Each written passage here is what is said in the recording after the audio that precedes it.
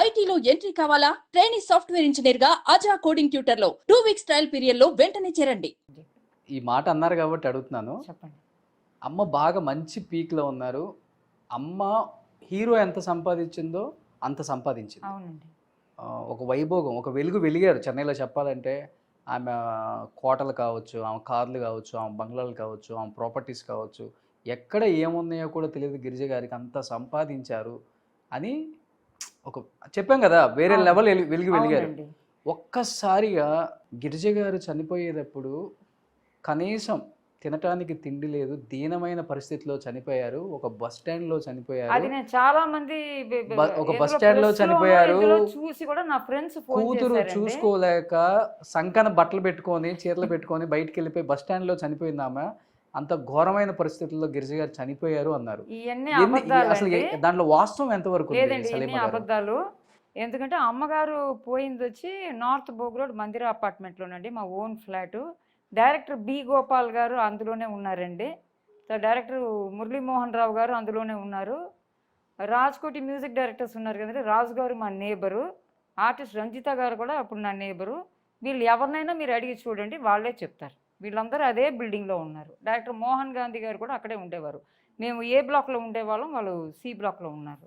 మందిరా అపార్ట్మెంట్లోనే మా అమ్మగారు పోయారు. ఓకే. ఆవిడ మధ్యలో కొంచెం ఫైనాన్షియల్గా కష్టపడిన మాటలు నిజమేనండి, లేదంటే కానీ బస్ స్టాండ్లో గుడ్డలు పట్టుకోనంత ఆవిడేం వెళ్ళలేదండి. చాలా ఫైనాన్షియల్గా ఆవిడ కష్టపడింది. ఎందుకంటే మా నాన్నగారి వల్ల చాలా ఫైనాన్షియల్గా ఆవిడ కోల్పోయింది. లాసెస్, టోటల్ డిజాస్టర్ అనమాట. అసలు ఏం లేదు, టోటల్ వాష్అవుట్ అయిపోయింది. ఏంటంటే ఇప్పుడు గ్యారంటర్గా సంతకాలు పెట్టింది ఆయన కోసం. ఆయన బయటికి వెళ్ళి తెలిసి పెట్టిందా తెలియక పెట్టిందా?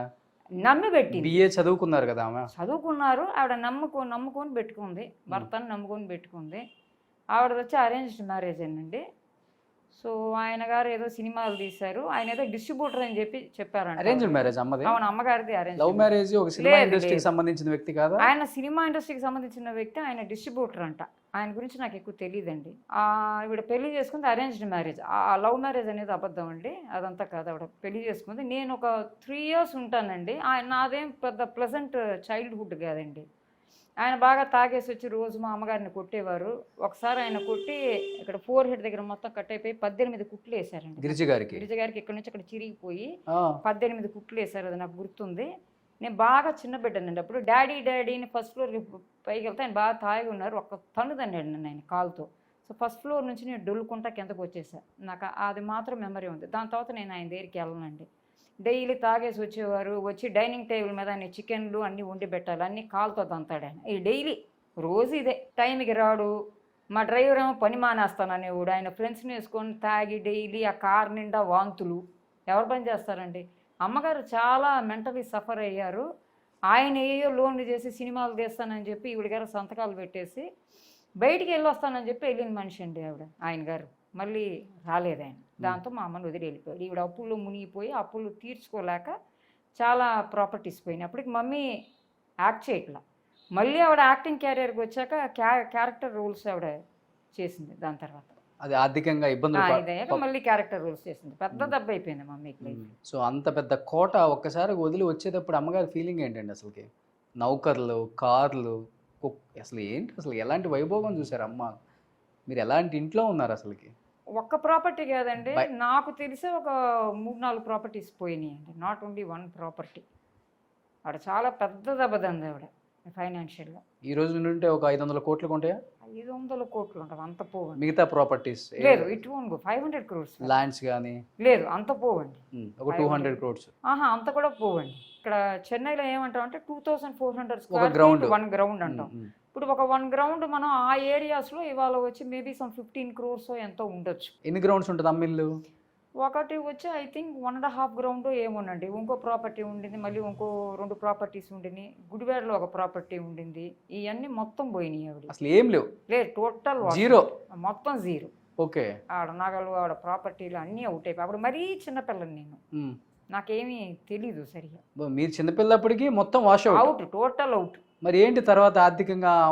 మరి అలాగే కొన్ని వేషాలు వేస్తూ ఉండింది, కొన్ని క్యారెక్టర్ రోల్స్ మాత్రం చేసేది. తర్వాత రేడియో స్టేషన్లో డ్రామాస్ వేసేది ఆవిడ గారు. జమున గారు ట్రూప్లో కూడా వేశారు. తర్వాత అమ్మగారిది వచ్చి రాజలక్ష్మి నాట్య మండలి అని డ్రామా ట్రూప్ ఉండేది. సో అందులో మాధవపెద్ది సత్యం గారు, పిఠాపురం నాగేశ్వరరావు గారు వీళ్ళందరూ వచ్చేవారండి. సో వీళ్ళందరూ నాటకాలు వేసేవాళ్ళు, నాకు అది గుర్తుంది. సో డ్రామా కంపెనీ ఉండేది మమ్మీకి, సో డ్రామాస్ వేస్తూ ఉండేది. బట్ అంత పెద్ద యాక్ట్రెస్ ఒక్కసారిగా మళ్ళీ ఇలా రావాలి అంటే చిన్నతనం అనిపించలేదు ఆమెకి పాపం? దట్స్ లైఫ్ అండి, మనం ఫేస్ చేసే కదా తీరాలి, ఏం చేస్తాం. కానీ పాపను పోషించాలి. అమ్మమ్మ గారు ఉన్నారు, నేనున్నాను, నన్ను చదివించుకోవాలి, నన్ను చూడాలి. పడిపోయింది కానీ మనం ఏం చేయలేము కదా, పెద్ద డిజాస్టర్. ఎంతో బాగా బ్రతికిన మనిషి ఆవిడ, సో మళ్ళీ నిలబడాలి, అయిపోయింది ఆవిడ. కానీ ఆవిడ హర్ట్ కానీ సాడ్నెస్ కానీ ఆవిడ కష్టాలు కానీ నాకు ఎప్పుడు చూపించుకోలేదండి. హ్యాపీగానే ఉండేవాళ్ళు. లేదు, నాతో ఎప్పుడు నవ్వుతూనే ఉండేది ఆవిడ. లోపల ఎంత పెయిన్ ఉన్నా నాకు చెప్పేదే కాదు. మా నాన్న అట్ట పడేసి కొట్టేవాడు ఆవిడని డైలీ. అమ్మకు వచ్చి పల్స జుట్టు, ఆవిడ తెక్క జుట్టు కదా, నా కళ్ళతో నేను చూసి మీకు చెప్తాను. జుట్టు ఇట్ట వంగ తీసి ఒక్కటేసి గోడ కొట్టి కాలుతుంది అంటాడు. మా అమ్మమ్మ గారు డైనింగ్ టేబుల్ మీద కూర్చోకూడదు ఏంటండి. ఈయన గారు ఉండేది మా ఇంట్లో. ఈయనకి ప్యాంటు షర్ట్లు కూడా లేవు, అవి కూడా మా అమ్మే కుట్టించింది, నాకు తెలుసు. ఈయనకి చికెన్లోను మటన్లోను చికెన్ బిర్యానీలు మా అమ్మగారు డబ్బులతో వండి వంటల మనిషిని పెట్టి పని మనిషిని పెట్టి వంటలన్నీ పెడితే మా అమ్మమ్మ గారు డైనింగ్ టేబుల్ మీద కూర్చుంటే ఆయన గారు తినరు అంట. నాకు అదేంటో అర్థం కాదు. ఒక రకంగా అమ్మ అంతా ఆయన రాజ్యమే. ఒకటి మీరు ఫస్ట్ నుంచి అమ్మగారి గురించి చెప్పింది ఏంటంటే, అమ్మగారు అంటే లైఫ్లో ఒక మనిషి ఎక్కడో ఒక చోట తెలియక బొక్కబాలతో పడతాడన్నట్టు మా అమ్మగారు స్ట్రిక్టు, చదువుకున్నారు, మిలిటరీ ఆఫీసర్ లాగా చెప్పాలంటే. అలాంటి ఒక మనిషి జీవితం అనే ఇంకొక పేజీ తెరవాల్సినప్పుడు ఏం తెలియకుండా తలరాత అంటాడు కదా. ఆవిడకి ఎన్నో ప్రపోజల్స్ వచ్చినాయి అంటండి, మంచి మంచి ప్రపోజల్స్ వచ్చినాయి అంట. అది ఎవరో చెప్పారంట, తెలుసు. లేదు లేదు, ఈయన చాలా మంచి ఆయన, డిస్ట్రిబ్యూటర్. ఆయన గారు కూడా BA చదువుకున్నారంట. సో మాకు చాలా మంచివాడమ్మా, అలా ఇలాగ అని చెప్పి ఇవన్నీ చేశారు.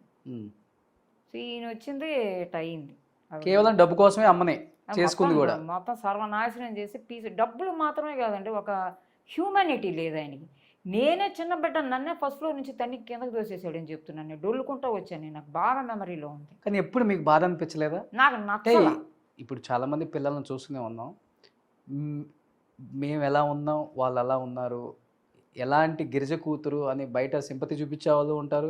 తెలుసు కదా, బయట ఉంటుంది కదా సమాజం అనేది ఒకటి ఉంది. నేబర్స్, మా పక్కింట్లో ఒక ఆవిడ ఉంది, ఆవిడ అనేది మా అమ్మ దగ్గర, ఆ బిడ్డకి ఎంత అన్హెల్దీ చైల్డ్హుడ్, ఇదంతా ఎఫెక్ట్ అవుతుంది, నువ్వెందుకు ఇవన్నీ పడుతున్నావు ఆ మనిషితో, నువ్వు డైవోర్స్ ఇయ్యి, కావాలంటే మేము హెల్ప్ చేస్తాం, ఎందుకమ్మా అలా కష్టాలు పడుతున్నావు, ఆ బిడ్డకి ఎఫెక్ట్ అవుద్ది కదా అని చెప్పి ఎంతో ఆ మనిషిని ఎంతో అడ్జస్ట్ చేసుకుందండి మమ్మీ. ఆ మనిషి మారడు, మారే టైప్ కాదు.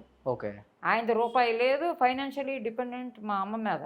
ఆయన చేసే బాసింగ్ ఇంట్లో చూడాలి, అంతా ఆయన రాజ్యమే. బట్ అమ్మ ఎదురు చెప్పరు, నోరు ఎత్తిందంటే కొడతాడు పడేసి, అట్టా కొట్టేవాడు, బ్లడ్ వచ్చేటట్టు.